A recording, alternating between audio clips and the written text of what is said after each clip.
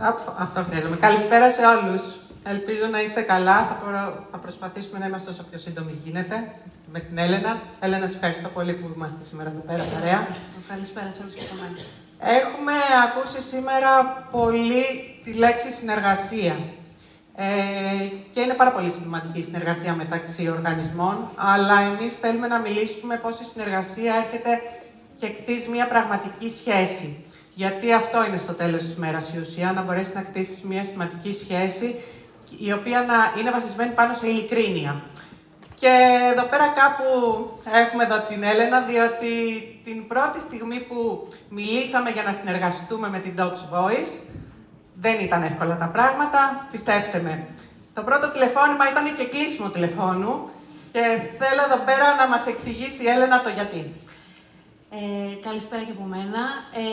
Κάθε οργάνωση της κοινωνίας των πολιτών, όταν επιδιώκει να συνεργαστεί με μια εταιρεία, το πρώτο πράγμα που κοιτάζει είναι αν οι αξίες συμπορεύονται με τις δικές της.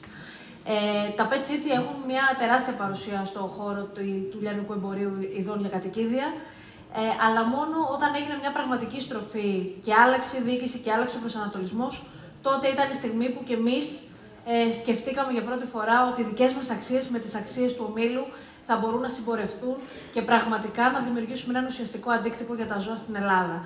Μέχρι εκείνη τη στιγμή, λοιπόν, ερχόταν το Pet City με μια κακή, βαριά κληρονομιά, με την οποία εμείς δεν θέλαμε να συνδεθούμε. Κάναμε ένα μεγάλο βήμα όλοι, προκειμένου να αναπροσδιορίσουμε αυτή τη σχέση και να φέρουμε τη φιλοζωία στο μεγαλύτερο δίκτυο καταστημάτων ειδών για κατοικίδια στην Ελλάδα. Θεωρήσαμε ότι ήταν μια δική μας ευθύνη να δείξουμε το δρόμο και με ανθρώπους που πραγματικά νοιάζονται να μπορέσουμε να βοηθήσουμε και φιλοζωικές οργανώσεις και ζώα σε όλη τη χώρα. Εμείς λοιπόν δεν ξέραμε τι πρέπει να κάνουμε και πώς να το κάνουμε, απλά είχαμε ένα όραμα ως εταιρεία. Αλλά υπήρχε ένα πολύ ουσιαστικό πρόβλημα και εδώ πέρα χρειαζόμασταν τη βοήθεια των ειδικών, όχι μόνο για το πώς θα το κάνουμε, αλλά και για το πώς θα φέρουμε μαζί μας τις φιλοζωικές. Το μεγαλύτερο πρόβλημα που αντιμετωπίσαμε από την πρώτη στιγμή ήταν τα 4 εκατομμύρια δέσποτα ζώα που αυτή τη στιγμή υπάρχουν στην Ελλάδα και έπρεπε να δούμε πώς αυτό το πρόβλημα θα το κάνουμε, θα έχουμε τη λύση του. Εδώ πέρα λοιπόν, Έλενα, θα ήθελα να μας πεις πώς εσύ ήσουν ο enabler για να μπορέσουν να πραγματοποιηθούν οι μέρες υιοθεσίας που έχουμε ξεκινήσει. Θέλοντας λοιπόν να συμβάλλουμε στην επίλυση αυτού του προβλήματος, είναι τεράστιο και κανείς δεν μπορεί να το λύσει μόνος, είναι ένα σοβαρό κοινωνικό ζήτημα. Θέλαμε να κάνουμε τα Pet City έναν φορέα του μηνύματος της υιοθεσίας. Και γιατί στο παρελθόν είχε μια άλλη κατεύθυνση, αλλά κυρίως γιατί θέλαμε να κάνουμε την υιοθεσία στην Ελλάδα έναν ηθικό και σωστό τρόπο απόκτησης κατοικιδίου. Διασυνδέσαμε λοιπόν τα τοπικά καταστήματα με τις τοπικές φιλοζωικές και πέρα από το γεγονός ότι πετύχαμε να υποστηρίζονται από τα καταστήματα Pet City σε ανάγκες πρακτικές που είχαν, δημιουργήσαμε μέσα στα καταστήματα έναν τρόπο ώστε να αλληλεπιδρούν οι πολίτες με τα ζώα που περιμένουν να υιοθετηθούν. Και με μεγάλη χαρά, τα περισσότερα ζώα από αυτά που υιοθετήθηκαν δεν ήταν κουτάβια, ήταν ζώα ανήλικα, ήταν ζώα που τους δόθηκε μια δεύτερη ευκαιρία, μια ευκαιρία που την αγκάλιασε ο κόσμος με πάρα πολύ αγάπη, κυρίως γιατί και όλη η κοινότητα πια υποστηρίχθηκε και μπόρεσε σε αυτές τις μέρες να δώσει μια πραγματικά σωστή και υγιή παρουσία. Δεν θα ήμασταν αυτή τη στιγμή σε αυτά τα 3 χρόνια συνεργασίας με πάνω από 40 φιλοζωικές οργανώσεις, αν δεν ήταν μαζί μας από την πρώτη στιγμή η Docs Voice και η Έλενα η Δέδε. Διότι αυτές οι πάνω από 40 οργανώσεις που έχουμε στο πλευρό μας είναι πορεία αυτής της σχέσης. Οπότε, Έλενα, σε ευχαριστούμε πάρα πολύ για ό,τι έχεις κάνει μέχρι στιγμής. Είπαμε ότι έχουμε κάνει πάνω από 200 μέρες υιοθεσίας, έχουν υιοθετηθεί πάνω από 200 ζωάκια, αλλά το πιο σημαντικό είναι αυτό που είπε η Έλενα πριν.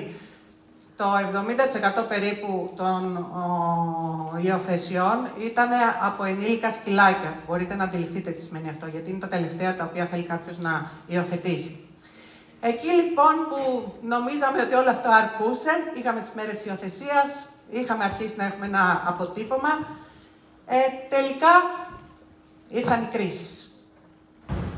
Εκεί πέρα λοιπόν η σχέση δοκιμάζεται, γιατί δεν είναι μήπως θα, είναι τώρα, στον πόλεμο, στο σημείο.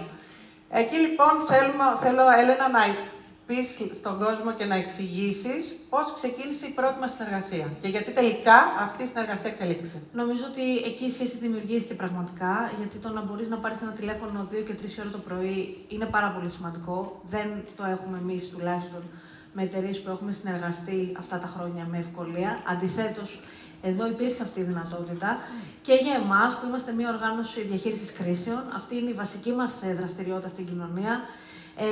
Το να μπορούμε να έχουμε έναν partner με τον οποίο να μπορούμε να έχουμε γρήγορα είδη που χρειαζόμαστε, 2-3 ώρα το πρωί, να μένουν τα καταστήματα ανοιχτά μέχρι τη 1 το πρωί, είναι πάρα πολύ σημαντικό και για τις δυνατότητες που μας δίνονται να βοηθήσουμε και να υποστηρίξουμε το πεδίο. Οπότε τα Pet City, ειδικά το 2023, που είχαμε και 3 διαδοχικές κρίσεις στο σταθμό στην Αττική, ήταν οι άνθρωποι, και αυτό είναι εδώ η ουσία, ήταν οι άνθρωποι οι οποίοι ασχολήθηκαν πάρα πολύ προκειμένου να μην μείνει ο σταθμός χωρίς απαραίτητα είδη, που αν έπρεπε να τα βρούμε στον ίδιο χρόνο με δικούς μας πόρους, θα ήταν πάρα πολύ δύσκολο. Εκεί λοιπόν καταλάβαμε ότι έχουμε μία σχέση η οποία πλέον δεν είναι μία σχέση μιας τυπικής συνεργασίας, αλλά είναι μια σχέση στην οποία μπορούμε να βασιστούμε και μπορούμε πραγματικά να αξιοποιήσουμε προς όφελος ζώων που πλήττονται άμεσα. Και εκεί λέμε, τα καταφέραμε. Αρκούνε αυτά τα οποία έχουμε κάνει. Δεν είναι όμως έτσι, διότι όσο υπάρχει αυτή η σχέση, τόσο μαθαίνεις και τόσο εξελίσσεσαι. Και αυτό είναι το πιο σημαντικό. Μέσα από μία σχέση να μπορείς να εξελιχθείς. Οπότε, καταλάβαμε ότι η αλλαγή έρχεται μόνο όταν μπορείς να πειράξεις το σύστημα. Είμαστε πάρα πολύ περήφανοι που μπορέσαμε να βοηθήσουμε στους συνήγορους των ζώων Ελλάδας. Έλενα, αφήνω το stage όλο δικό σου, να καταλάβει ο κόσμος πόσο σημαντικό είναι αυτό το έργο. Ξέρετε, οι περισσότερες οργανώσεις που είστε εδώ, ότι το πιο δύσκολο για έναν οργανισμό είναι να βρει τα λειτουργικά του έξοδα. Οπότε, όταν έρχεται ένας χορηγός και υποστηρίζει μια μισθοδοσία προκειμένου να βγει ένα project που για μας ήταν ένα project ζωής, οι 3 στους 4 ανθρώπους που είμαστε οι βασικοί στην Dogs Voice είμαστε δικηγόροι. Καταλαβαίνετε λοιπόν ότι το να δημιουργήσουμε τους συνηγόρους για τα ζώα Ελλάδος, το εργαστήριο δικαίου των ζώων που έφερε για πρώτη φορά φοιτητές νομικών σχολών της χώρας με καθηγητές νομικών σχολών, που είχα και εγώ ως φοιτήτρια και τους θαύμαζα πολύ, και φτάσαμε στο πρώτο νομικό συνέδριο, στο οποίο δημιουργήθηκαν 11 policy papers, τα οποία καταθέσαμε σε νομοπαρασκευαστικές επιτροπές στη Βουλή και στη Βουλή των Ελλήνων. Εκδώσαμε σαν νομικό περιοδικό. Καταφέραμε να κάνουμε πρωτότυπη έρευνα για να εξελίξουμε το δίκαιο προστασίας των ζώων.